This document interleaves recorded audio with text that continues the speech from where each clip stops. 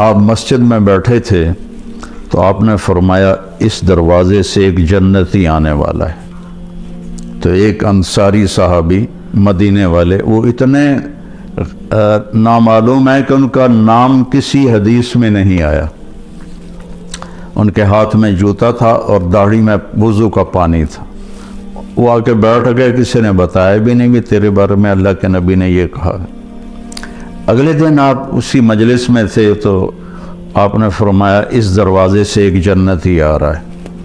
تو وہی صحابی جو کل آئے تھے اور اسی شکل میں، جوتا ہاتھ میں، داڑھی کا وضو کے پانی سے وہ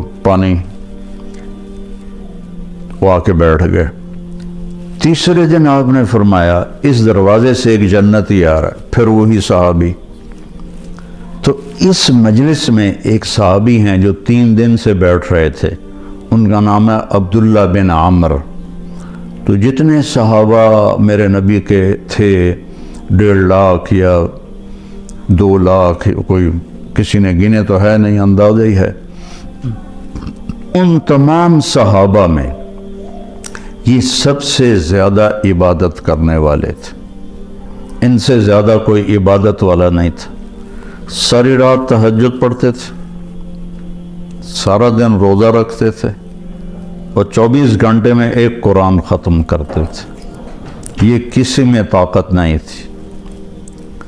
ان کے باپ نے شادی کی تو بیگم سے کہنے لگے میں 2 نفل پڑھ لوں، اور نماز کی نیت باندھی اور چل سو چل کئی گھنٹے گزر گئے. تو اس کی بیگم نے کہا اس کو تو لگتا ہے میرا خیال ہی کوئی نہیں. اس نے بھی وضو کیا اور اس نے بھی پیچھے نماز کی نیت باندھ لی.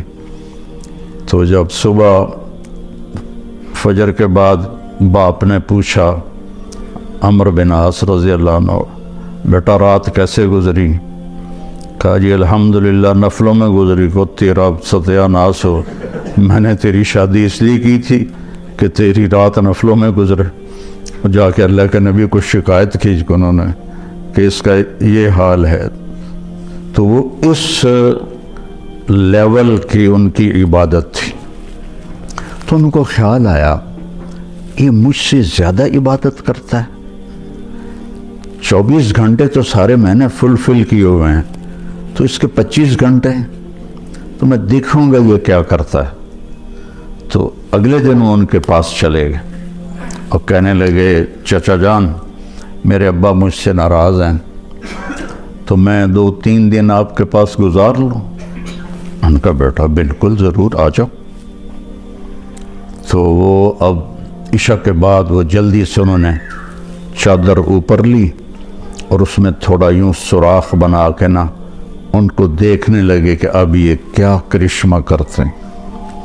کچھ ساری رات کا لمبا سجدہ کریں گے یا ساری رات کا رکوع کریں گے یا ساری رات روتے رہیں گے، کیا کریں گے؟ تو ایسے دیکھ رہے.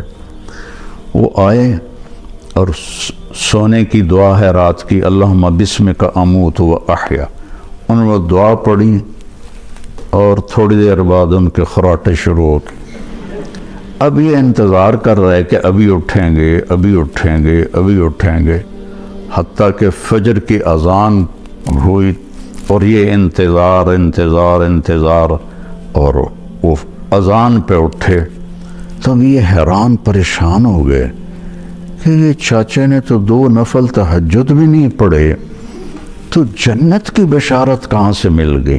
اب اللہ کے نبی کی بات بھی غلط نہیں ہو سکتی. اور آگے چاچا جی کا بھی عمل کوئی نظر نہیں آ رہا، ساری رات سوتا پہ ہے. تو ان کا اچھا ایک رات اور دیکھوں گا.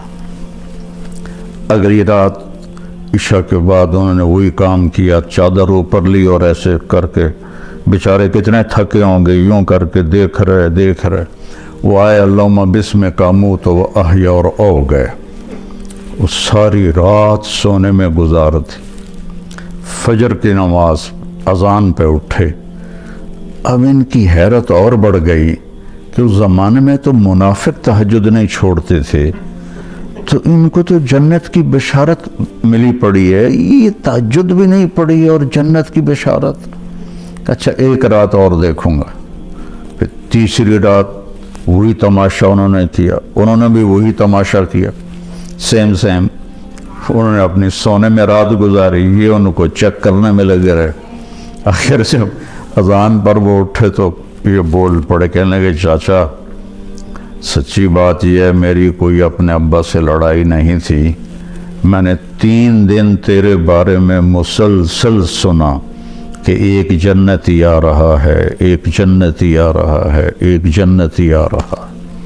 اللہ کے نبی نے تیرے بارے میں فرمایا، تو میں دیکھنے آیا تھا کہ آپ کیا کرتے ہیں، تو آپ تو ساری رات سوتے رہتے ہیں، تو یہ کیا چکر ہے؟ اللہ کے نبی کی بات بھی غلط نہیں ہو سکتی، وہ تیرے پاس پلے بھی کچھ نہیں ہے، جس کو وہ سمجھ رہے تھے کہ کچھ بندگی عبادت۔ کہنے لگے بھتیجے یہی ہے جو تو نے دیکھا ہے، اور میرے پاس کچھ بھی نہیں ہے۔